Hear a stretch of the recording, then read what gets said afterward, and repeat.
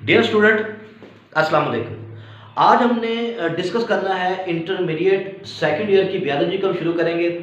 हम इंटरमीडिएट के स्टूडेंट्स के लिए लेक्चर तैयार कर रहे हैं, इसे हम टॉपिक वाइज लेके चलेंगे और आगे हमने इसको डिस्कस करना है।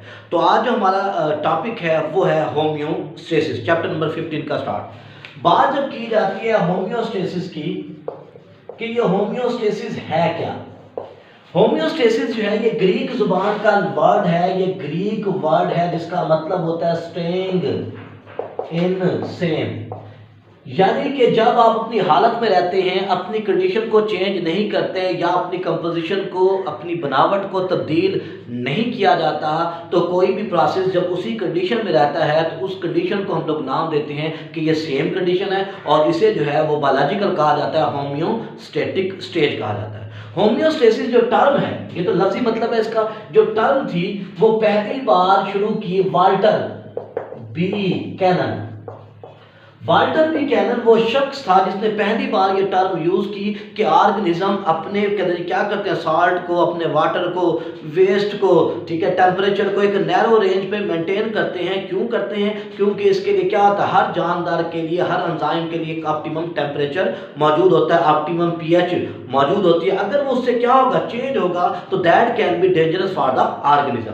अब उसने क्या टर्म यूज की, होम्योस्टेसिस यूज की। अब होम्योस्टेसिस है क्या, ये समझते हैं। फर्ज करें कि ये आप हैं, ये आपका इंटरनल इन्वायरमेंट है, ये इंटरनल इन्वायरमेंट है, ये एक्सटर्नल इन्वायरमेंट है। जैसे कि टेम्परेचर है, सुबह के टाइम और होता है, दोपहर के टाइम और होता है, शाम के टाइम और होता है। इस तरह पानी है, बाहर है, ह्यूमिडिटी है, बहुत सारी चीजें ऐसी हैं जो फ्लक्चुएट करती रहती हैं ऑर्गेनिज्म के इर्द गिर्द। तो उसके जो एक्सटर्नल इन्वायरमेंट होता है उसमें क्या होता है, उसमें चेंज आता रहता है। अगर एक्सटर्नल इन्वायरमेंट में चेंज आता है, फ्लक्चुएशन आती है, उतार चढ़ाव आता है, तो ये डैमेज कर सकता है आपके इंटरनल इन्वायरमेंट को। तो जानदार के अंदर एक ऐसा प्रोसेस मौजूद होता है, एक ऐसा फिनोमेना मौजूद होता है जो जानदार के इंटरनल इन्वायरमेंट को प्रोटेक्ट करता है from the fluctuation, from the change in external environment. तो होमोस्टेसिस क्या है? Homeostasis is a process, is a phenomena जिसमें क्या करता है, जिसमें जानदार का इंटरनल इन्वायरमेंट उसे प्रोटेक्ट करता है ताकि उसके एक्सटर्नल इन्वायरमेंट में चेंज आए तो वो चेंज उसके लिए लिथल ना हो। तो होम्योस्टेसिस एक ऐसा प्रोसेस जानदार के इंटरनल इन्वायरमेंट को प्रोटेक्ट कर रहा है, fluctuation in the external environment. अब इसी तरह समझते हैं कि ये कैसे करता है, किस तरह करता है। अब होता क्या है, होता ये है कि एक्सटर्नल इन्वायरमेंट में जैसे हमने कहा टेम्परेचर चेंज कर सकता है, ह्यूमिडिटी चेंज कर सकती है, ठीक है ना, उसके अलावा वाटर की कंसंट्रेशन चेंज कर सकती है, तो ये जानदार के अंदर मौजूद होता है, उसे एक्टिव कर लेता है। अब हमने इसे डिवाइड कर रखा है मुख्तलिफ कैटेगरी में। जैसे कि पहले हम बात करते हैं ऑस्मो रेगुलेशन की।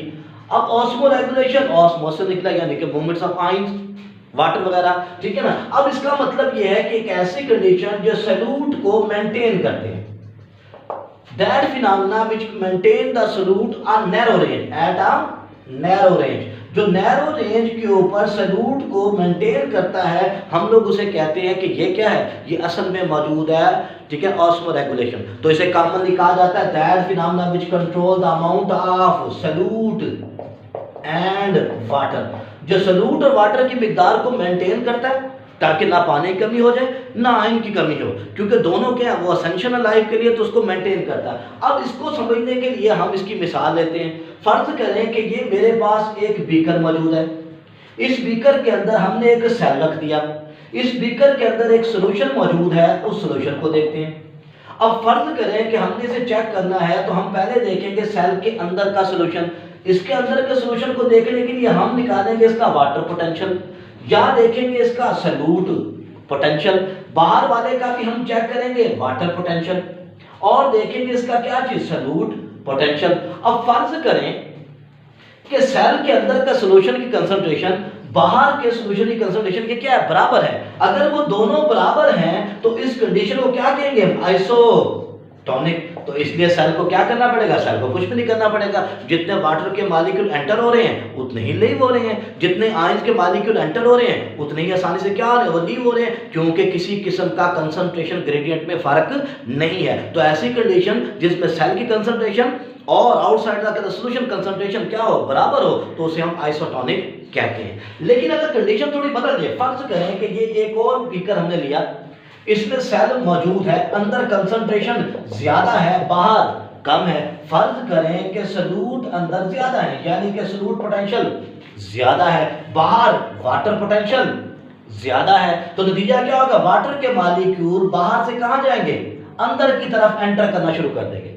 जब ये अंदर की तरफ एंटर करेंगे तो ये सेल क्या हो जाएगा, ये सेल स्वेल अप, ये फूल जाएगा, जिसे हम कहते हैं कि ये क्या हो जाएगा, ये टर्जिड हो जाएगा। क्या हो जाएगा, टर्जिड। इसका मतलब है कि ये वो कंडीशन है जिसमें सेल के अंदर सोल्यूट ज्यादा है और बाहर जो है वो सोल्यूट कम है। तो बाहर से क्या होगा, पानी जो है वो अल्टीमेटली कहाँ आएगा, सेल के अंदर आएगा, जिसे हम आमतौर पे टर्गर प्रेशर भी कहते हैं, टर्जिडिटी भी कहते हैं, जो हर्बिशियस प्लांट के लिए क्या होता है, फायदेमंद होता है, ताकि वो क्या कर सके, ताकि वो वुडी ना होने के बावजूद वो अपने आप को विथस्टैंड कर सके और अपनी जो है लाइफ को कंटिन्यू कर सके। ये होती है कंडीशन, इसे कहते हैं हाइपोटोनिक। तीसरी कंडीशन जो फेस करनी पड़ती है ऑस्मो रेगुलेशन के अंदर, उसमें होता क्या है, उसमें होता यह है कि ये सेल मौजूद है, सेल के अंदर अब क्या है, सॉल्यूट मौजूद है, लेकिन बाहर सॉल्यूट जो है वो ज्यादा है, इसका मतलब सॉल्यूट पोटेंशियल ग्रेटर है, ठीक है ना। अंदर क्या है, वाटर पोटेंशियल ग्रेटर है, तो नतीजा क्या होगा, बाहर क्योंकि सॉल्यूट की कंसंट्रेशन ज्यादा है, पानी की कम है, तो सेल का पानी कहां आना शुरू हो जाएगा, वो बाहर इन्वायरमेंट में आना शुरू हो जाएगा। और ये जो प्रोटोप्लाज्म है इसका, ये क्या हो जाएगा, ये श्रिंक हो जाएगा। क्या हो जाएगा, ये श्रिंक। और जब ये श्रिंक होगा, सिकुड़ेगा, तो हम कहेंगे कि अब सेल का पानी बाहर की तरफ आ रहा है, तो इसलिए इसे कहेंगे कि ये क्या है, ये हाइपरटोनिक है। क्या है, ये hypertonic. A condition in which cell concentration is more concentrated as compared to outside the, so that's why what will happen, जब सेल का क्या होगा, बाहर कंसंट्रेशन ज्यादा है, सॉरी सेल में कम है, तो नतीजा क्या होगा, नतीजा ये होगा कि सेल का पानी बाहर की तरफ चला जाएगा और प्रोटोप्लाज्म श्रिंक कर देगा। ये तो है ऑस्मो रेगुलेशन। अब दूसरी कंडीशन जो मौजूद होती है होम्योस्टेसिस के अंदर, वो होती है एक्सक्रीशन। अब जरा हम उसको देखते हैं कि एक्सक्रीशन क्या है, क्या नहीं है। वर्ड को जरा गौर करें तो वर्ड है ये एक्सक्रीशन। एक्स मतलब आउटसाइड, क्रिएशन पैदा करना, जो चीज जानदार अपने सेल से बाहर भेजता है, तो इसलिए हम आमतौर पे क्या कहते हैं, द रिमूवल ऑफ अननेसेसरी,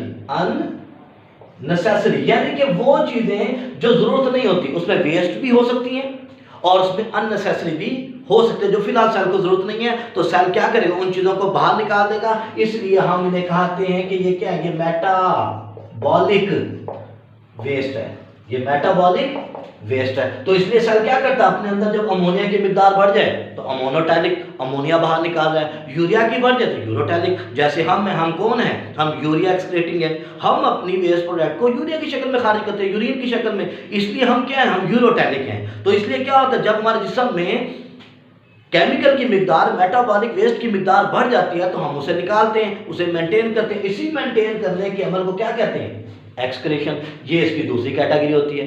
तीसरी कैटेगरी जो इसकी मौजूद होती है वो होती है थर्मो रेगुलेशन। अब थर्मो रेगुलेशन क्या है, थर्म मतलब हीट, यानी कि एक ऐसा फिनोमिना जो क्या करता है, जो हीट को मेंटेन करता है। क्योंकि हमारी जो बॉडी की टेम्परेचर है वो होता है 36.1 से लेकर 37 सेल्सियस तक होना चाहिए। अगर ये इस रेंज तक मौजूद है तो हम क्या स्टेबल है, क्योंकि हमारे एंजाइम इस पे काम करते हैं। लेकिन अगर ये 36 से कम हो जाए तो हमें क्या हो जाएगा, हमारा जिस्म ठंडा पड़ना शुरू हो जाएगा। हम क्या हो जाएंगे, हम हाइपोथर्मिया का शिकार हो जाएंगे। हाइपोथर्मिया, जिसमें हमें क्या लगेगी, सर्दी लगेगी, कपकपी होगी, हम कहेंगे हमें हाइपोथर्मिया। अगर ये टेम्परेचर 37 से बढ़ जाता है, हमारा जिस्म हीटअप हो जाएगा। जब हीटअप होगा हम कहेंगे किसमें होगी, हाइपर थर्मिया में चेंज हो गए। तो ये दोनों कंडीशन क्या है, वो खतरनाक है। इसलिए क्या होता है, इसलिए हमारी बॉडी क्या करती है, इस तरह मेंटेन करती है। जैसे कि आम रूटीन में हम देखते हैं, अगर हमें गर्मी लगे तो फौरन क्या होता है, हमारी ब्लड वेसल्स क्या होते हैं, डायलेट कर जाती हैं, हमें स्वेटिंग आना शुरू हो जाती है। और आपको जो स्वेटिंग आती है वो एवेपोरेशन होती है, एवेपोरेशन काज कूलिंग करती है, इसलिए हमारा बॉडी टेम्परेचर कंट्रोल हो जाता है। जब हमें देखें, अगर हम सर्दियों में क्या हो, रजाई में लेटे हों या ब्लैंकेट लिया हो और अचानक हमें बाहर आना पड़ जाए तो क्या होता है, तो हमारा जिस्म एकदम हमें कपकपाना शुरू करता है। वो असल में क्या कर रहा है, शिवरिंग कर रहा है, शिवरिंग थर्मोजेनेसिस। वो फटाफट हमारे जिस्म को कंट्रैक्ट और रिलैक्स कर रहा है ताकि हमारे अंदर हीट पैदा होती चली जाए और हम आसानी से क्या कर सके, हम आसानी से जो है वो उस चेंज को, जो अचानक चेंज हुआ, बाहर टेम्परेचर क्या है वो इस टाइम कम है, हमारे ज़्यादा है, तो उसको मेंटेन करने के लिए, हीट प्रोडक्शन करने के लिए हम में ये फिनोमेना होता रहता है। तो एक ऐसा फिनोमेना जिसमें क्या होता है, जिसमें जो है वो हमारी बॉडी हीट को मेंटेन करती है, हम उसे कहते हैं कि ये क्या है, ये थर्मोरेगुलेशन। अब होता क्या, ये काम कैसे करता है? आपने अक्सर देखा होगा कि लिविंग के अंदर ये सिस्टम कैसे होता है, मैकेनिज्म, और नॉन लिविंग के अंदर कैसे होता है, यानी कि हम कहते हैं बायोलॉजिकल और फिजिकल। देखिए बायोलॉजी की बात करते हैं तो पहली चीज ये है कि एक लफ्ज होता है, टर्म होती है, उसे कहते हैं स्टिमुलस। वही एनी चेंज इन एनवायरनमेंट, उसी चेंज को तो क्या करना, वो इफेक्ट करेगा हमारे अंदर। तो वो स्टिमुलस होता है, उसे लेने के लिए मौजूद होते हैं हमारे स्किन के ऊपर हमारे पास रिसेप्टर्स। जैसे कि लाइट के लिए मौजूद है फोटो रिसेप्टर, केमिकल के लिए मौजूद है केमो रिसेप्टर, टच वगैरह के लिए मौजूद है मैकेनो रिसेप्टर। तो ये रिसेप्टर जो है हमारे जिस्म में मौजूद होते हैं जो उस चेंज को डिटेक्ट करते हैं। फिर ये चेंज को ले जाने के बाद ले जाते हैं कंट्रोल सेंटर में।